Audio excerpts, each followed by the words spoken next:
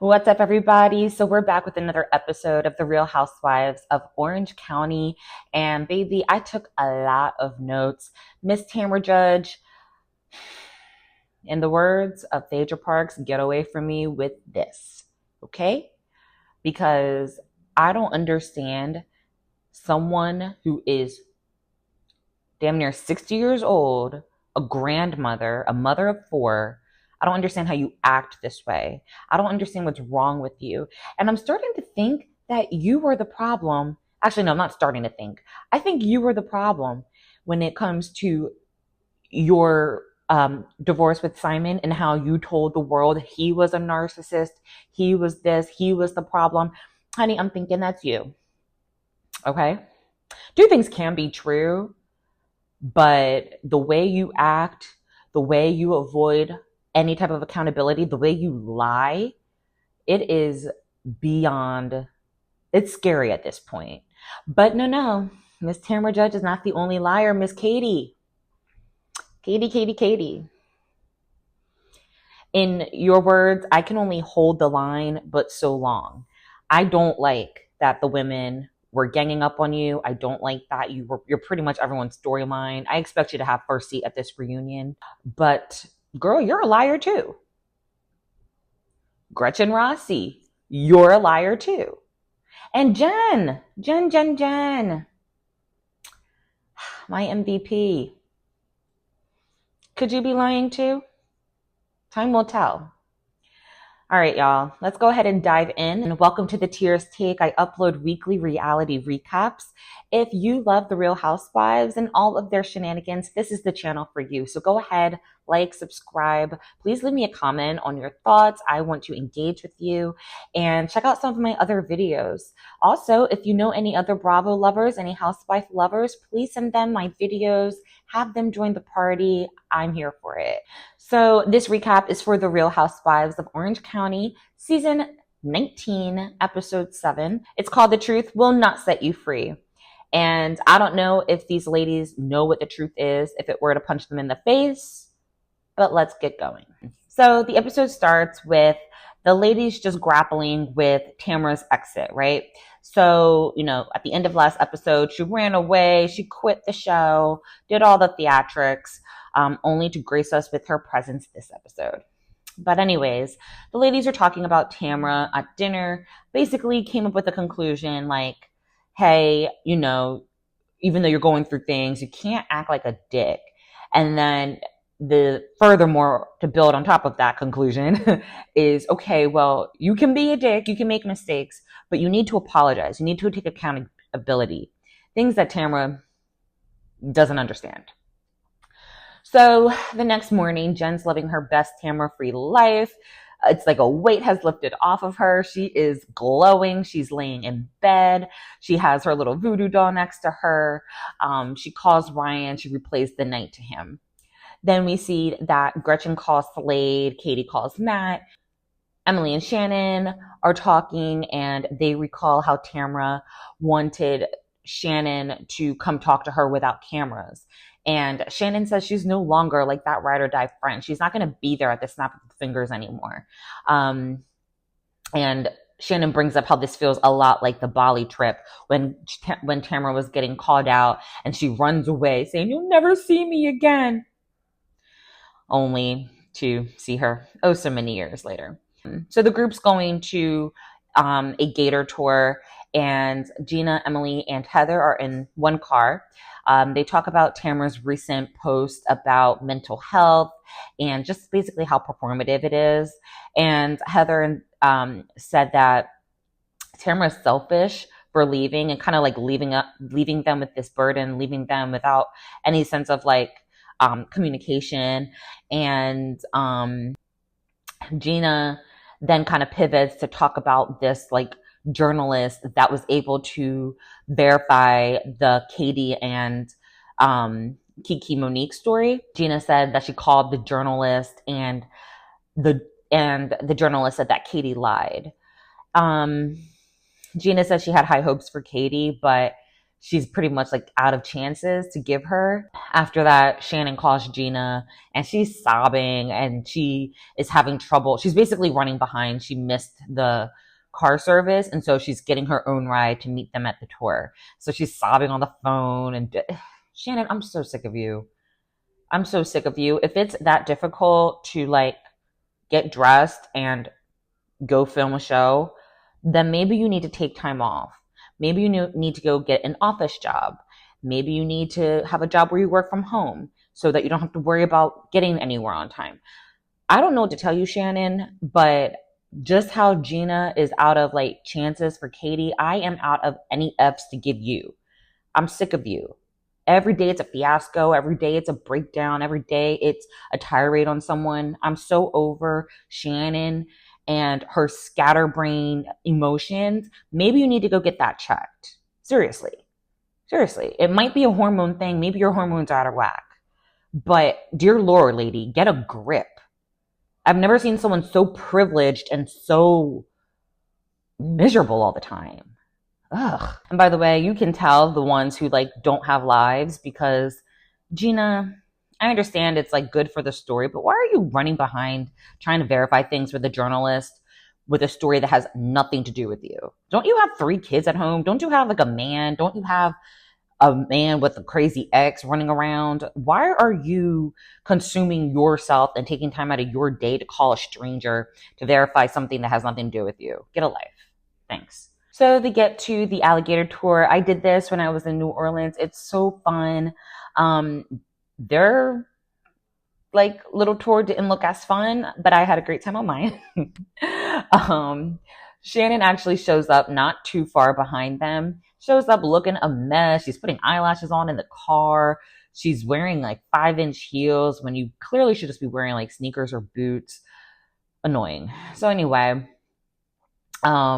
I guess Shannon didn't get the warm reception that she wanted. So she's like asking Gina, like, Gina, are you mad at me? Oh, Gina, I had an anxiety attack. Wah, wah, wah. And Gina's like, girl, like not everything's about you. I'm really anxious about being here. I'm scared to be on tour. Gina apparently has some phobia about water, but yet she scheduled the tour. I don't care. I don't know. Whatever. So because I guess she didn't get the sympathy that she wanted, then Shannon said she had a full-on anxiety attack. She couldn't leave on time. She couldn't get herself together. And it's just like, okay, girls, like sit down and shut up. So they have the tour. The guide talks about like the family dynamics of alligators and says that like male alligators are pretty much deadbeat dads. And then the camera like zooms over to Gretchen.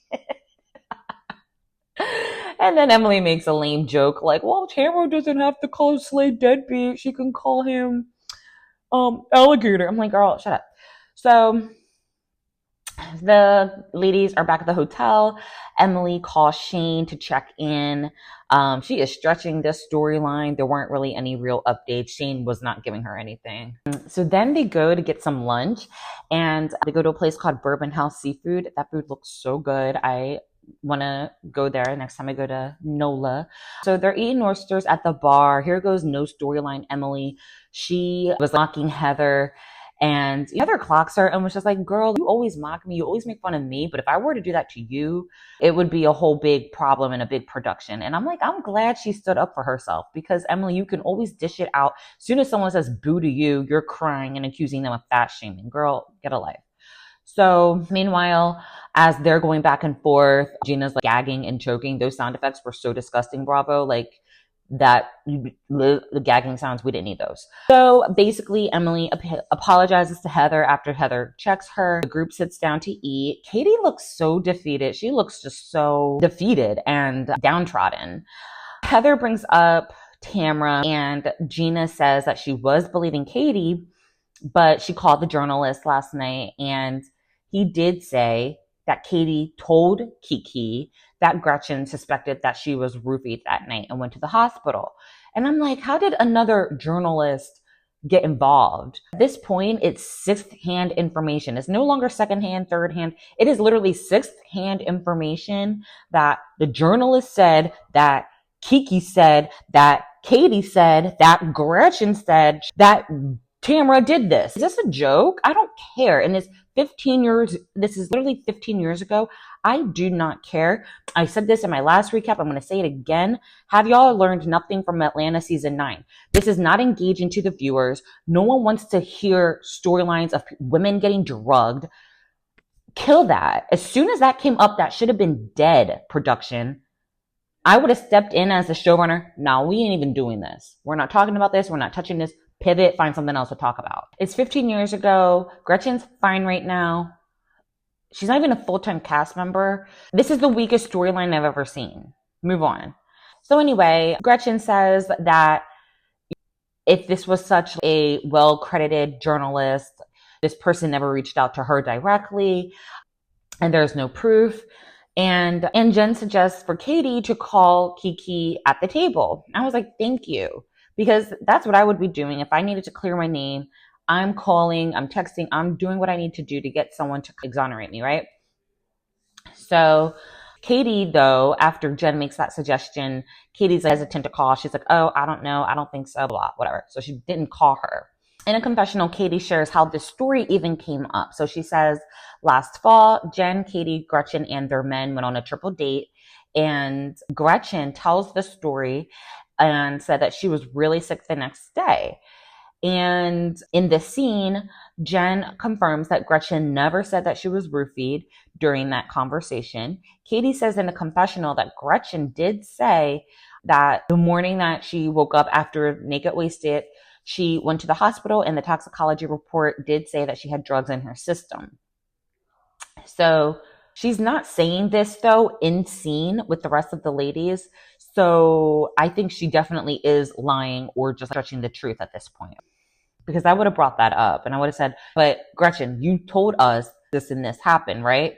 So Gretchen says it's been hard with the other women chirping in her ear about Katie because it seems like they're just trying to get her to side against Katie.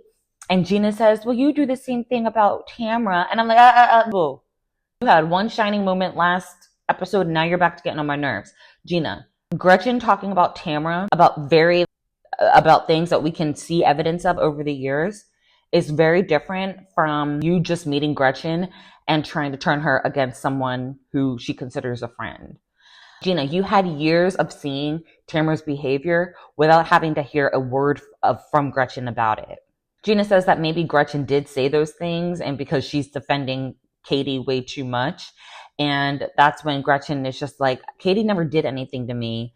Tamra, she's hurt everyone at this table. So it's like, what do you want me to do with that information? I said, that's valid. So then here goes Heather. Heather says, oh, the group feels scared because they don't know what's going to come next with Katie. And listen, I will say drugging someone, roofing someone, or even just the accusation of that, I understand how heavy it is. I don't think, again, that they should have even touched this topic based off of season 9 Atlanta.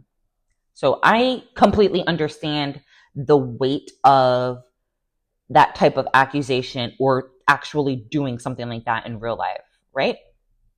I get that. But at this point, it's just an accusation. So Heather, all of this, we're scared. Girl, are you scared that Shannon's going to drive into a house?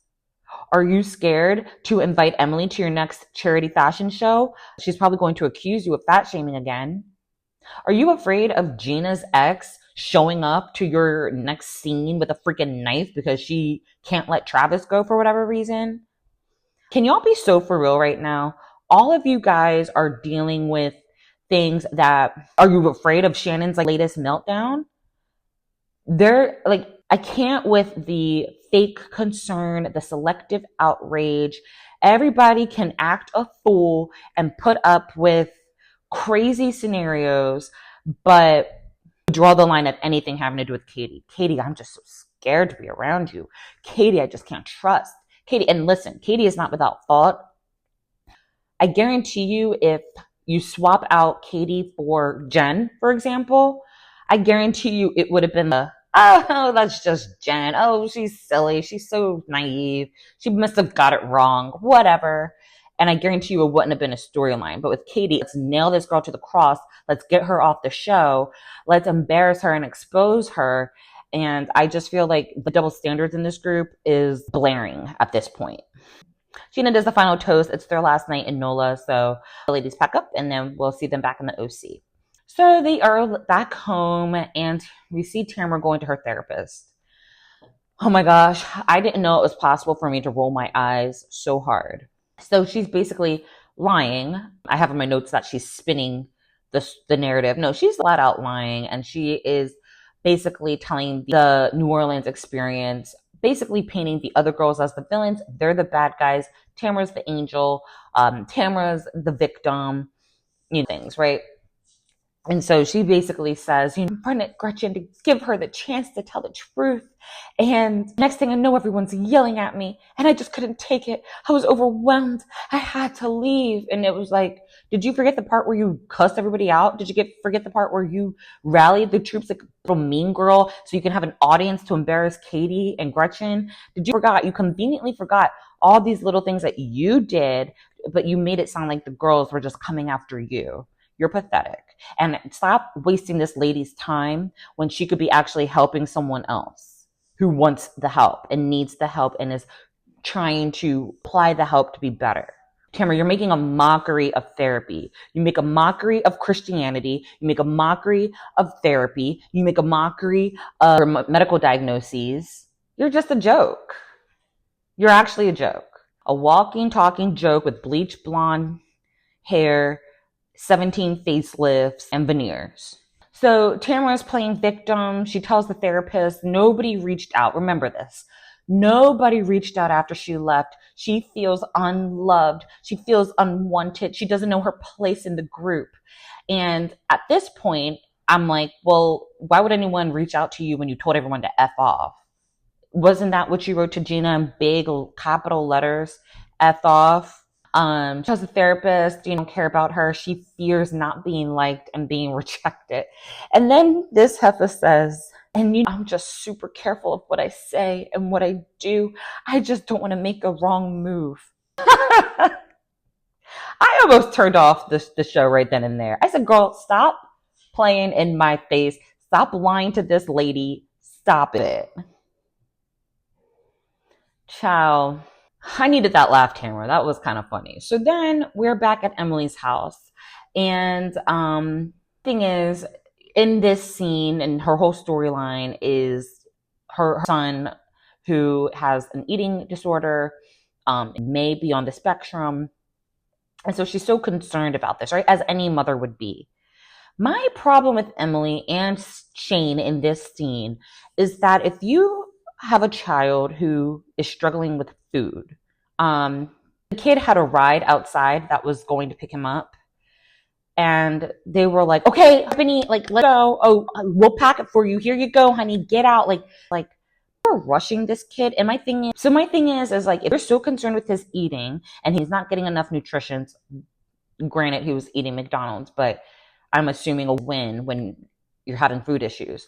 So if you're so concerned about him getting his nutrients, why didn't you have him eat earlier so you can make sure he eats enough so that he's full and feeling good and feeling energized before he needs to go wherever he's going? The fact that he was actually eating, I would assume is a big deal. I would assume is like, oh my God, yes, he's eating this meal. Thank you. I would assume it's a big deal. And the fact that they were so cavalier with throw it in a bag, you got to go, give mom a short hug, because I guess that he's been doing lately is just Emily, long, extra tight. And again, I get what they were saying. I get hey, you have someone waiting on you, you got to go. But in the case of a kid with these problems and they need extra accommodation, give him the extra accommodation of whoever's outside to wait, or get him his food earlier and start kind of the goodbye process earlier so that he can have the time to eat the food, get the nutrients he needs, hug his mom as long as he wants to, and then go. I found that so insensitive of the McDonald's on the go, hug her quickly, you gotta go. I was I thought he had a problem. And then as he leaves, as they kick him out the house, Emily's like, oh, I'm just so concerned. Rubbed me the wrong way. And I get it. I'm not saying they do this all the time. It just could have been, things happen. I get it as a parent. You're not going to handle everything perfectly. I get it, but that rubbed me the wrong way, because sometimes you got to tell people, or you can like him and walk him outside as you're walking him to the door. Like, would have been like, cameraman, hold up. I'm walking him out. I'm going to hold him while we walk outside together and give him that extra like encouragement that he needs, so he feels good and he's straight. I'm not filming until I know my son's good and my son's straight, right? Let me know below if you feel me or if I'm like apart too much. But again, I realized it was just a 2-minute scene that we saw there, but it still rubbed me the wrong way. Luke leaves. Emily says she's concerned because when she came back from New Orleans, he's like talking like baby. So she's like, oh my God, did he regress? Like what? I can't leave anymore because who knows when I'm gonna come home to. Shane said that he only does that around Emily. And I was like, dang, like these really do be acting out around moms. Like there are some things like my son knows he can get away with me that he knows not to, like, he can't get away too much with his dad. Like it happens in almost every household, or at least there's one parent that, a little more nurturing, that the kid will lean on more. So I get that. But this conversation was so, I will say, very relatable and very real, because, I'm just clearly just heartbroken and just trying to say, like, I'm concerned. These are things I'm noticing. These are things I'm worried about. And Shane, for everything that Emily is saying, has like a logical, straightforward, objective, clinical. And, it's a lot with men and women. Like women talk and relate and emote, and men just want to like solve the problem. And so when those two talk, you're just getting this a lot and you're getting a clash. And it's so frustrating when you just want someone to like, that emotion with you and hear you and see you and relate, versus, well, this is what we should do and this is how we should approach it. And it's like, that's not what I'm like relate. So I get it. That's where Emily was coming from. And then Shane, he just works a little bit more differently, and he's just more analytical, and he's more like, okay, let's figure it out. This is what it is. It's black and white. Have a positive outlook. We're going to figure it out. It'll be all good. And Shane even admitted in his confessional that he's more sensitive with his girls than he is with his boys. And with his boys, he's, if you're good. And so I think that is something that he needs to work on. But it's also, I think, a big part of just the way that he's wired and the way that he communicates and shows that he cares. And so it's like they both need to be understanding of like how to show that they care and how they need each other to show that they care. Because it's not fair to necessarily tell Shane, oh, you don't understand, you don't care, just because he has a different approach. And it's not fair to tell Emily, oh, you're just too much, you're too emotional. It's not fair to tell her just because that's the way that she expresses it. So then we see Heather and Tamra meet up. Heather asked what happened because, like as Tamra was walking into dinner, she appeared to be good and fine. And Tamra said that she believed Gretchen's reaction was real at first when she told her about the rumor. But then afterwards in the car, we're seeing new footage where Gretchen did admit that she told Katie that she went to the hospital afterwards. And Gretchen was just kind of stuttering like, well, yeah, I was so sick. I just went to the hospital. I did go. Oh my God. And so we see a confessional of Gretchen that says, no, I didn't go to the hospital, but I probably should have. And I'm like, no, you're on camera, right? Annoying. And I hope Andy picks apart each lie at this reunion. Okay, so on that situation of Gretchen, kind of how she reacted, basically like at believing Tamra that Katie might have said this, and then saying, oh, but I did tell her I went to the hospital. Like based on that switch up, that is apparently the catalyst of Tamra taking the half of Xanax. And so tells Heather, she triggered, she took the Xanax. She felt like she was on an island by herself. And Heather was like, hello, like, what do you think I'm doing here? I'm always on your side. And, I FaceTimed you. I texted you afterwards. You hung up on the FaceTime. And Tamra was gagged. Tamra was like, oh, okay. Tamra, no one reached out to you. Weren't you in a therapist? No one called me. No one cares about me. I feel lonely. I feel rejected. I don't know how to act with these women. Didn't you say that a couple scenes ago, Tamra? And here we have Heather saying, no, girl, I reached out 3 different channels to hit you up, and you want any parts. You wanted the cast to ignore you so you can go and say that no one reached out to you. And then after Heather reached out, you ignored her and proceeded to still tell everyone, no one reached out to me. No one cares about me. I'm going through such a hard time and no one even can appreciate that. You're sad. You're a sad lady, Tamra. Can we talk about the text above where Heather was reaching out? And it was Tamra's response to something that Heather had said that we can't see in the screenshot. But can you talk about how it said that Tamra said in that prior text, oh, cool, just keep defaming me. Tamra, you need help. Because it's everyone's fault that you look like the a-hole. You're the asshole, Tamra. It's you, honey. Defaming me? Girl, who are you? Who do you think you are? You're a narcissist. You are a narcissist if I ever saw one. And you were too busy projecting on your husband. Simon's the narcissist. Simon did that. Okay. So back in the scene, Heather says so in our confessional, Heather says that she stood by Tamra, so detriment of some of her friendships, and said, at minimum, she earned a text back. And so after Tamra's caught in her lie, she deflects, what like narcissistic people do. After her tactic didn't work of no one cared about me, then she moved to another tactic, and the second tactic is like on the attack, and she's like, oh well, sorry, just being very like passive aggressive, like, sorry I couldn't make you comfortable, sorry I couldn't text you back because through so much, so sorry I couldn't like take a minute to make you feel better, Heather. And it's like, Tamra, are you okay? And then when there wasn't like much a reaction with that tactic, then she moved to a different tactic of, I'm going to play victim. I'm going to pull out the sympathy card. And that's when she says, I had to relive talking about my daughter leaving me. And at the same time, my friend got diagnosed with brain cancer.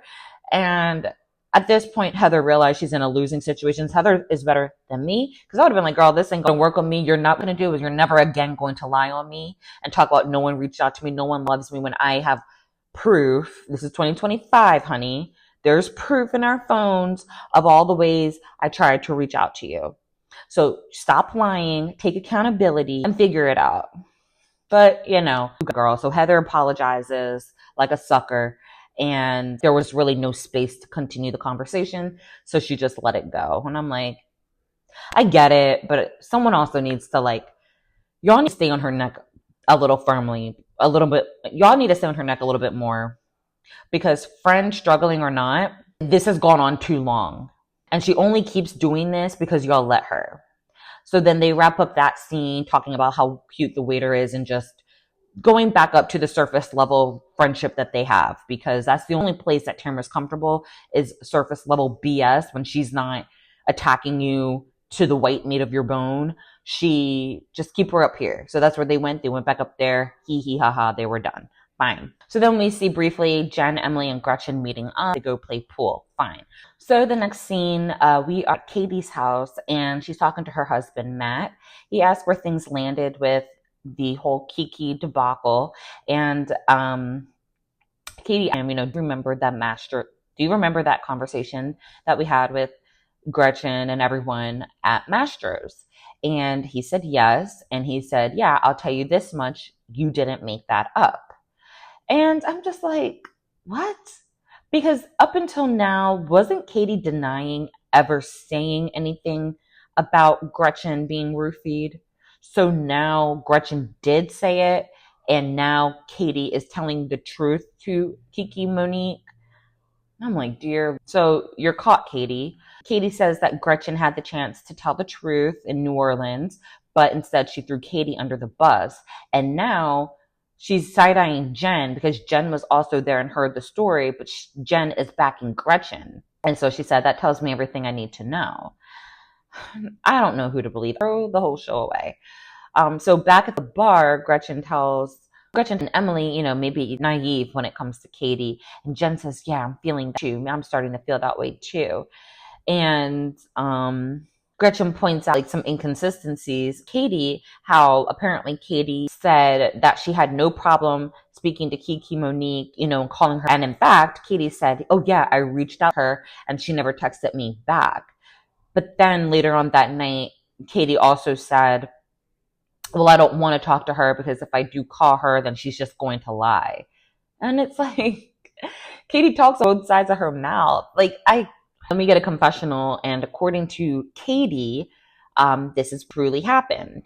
So when the story of Katie meeting up with Kiki and telling her what Gretchen said, when that story came out, Slade called Katie's husband and said, Katie needs to say that Gretchen never said those things and we should hold the line and protect Gretchen. So in the scene, Katie says they only hung out with Gretchen with Jen and Ryan. So they both would have also heard this story. And Katie says that she feels like a pawn. And I'm like, girl, you're going too far. Because even if Gretchen, and Jen said this at the end of the episode, but as this part came up, I had the same thought of like, if Gretchen did say this, let's say y'all are at Mastro's, Gretchen tells you this wild story, and she said, I was in the hospital, turns out I had some weird crap in my system. I think it happened at dinner with Tamra. Fine. Even if Gretchen said that, you took your little skinny behind over to sit with a blogger and you chose to regurgitate that story and tell someone who has a platform and I would assume talks about these types of things for a living or as one of her streams of income. So you knew what you were doing, Katie. It wasn't an old friend where you were like, girl, let me tell you this crazy story. It wasn't your husband who was already there and you guys kikied at home. It was a blogger with a national, international platform, and you chose to tell this 15-year-old story. So, but you a pawn. Okay. And then back at the bar, Gretchen tells Emily and Jen that she feels like she's going to have to call Kiki. And that was really the end of the episode.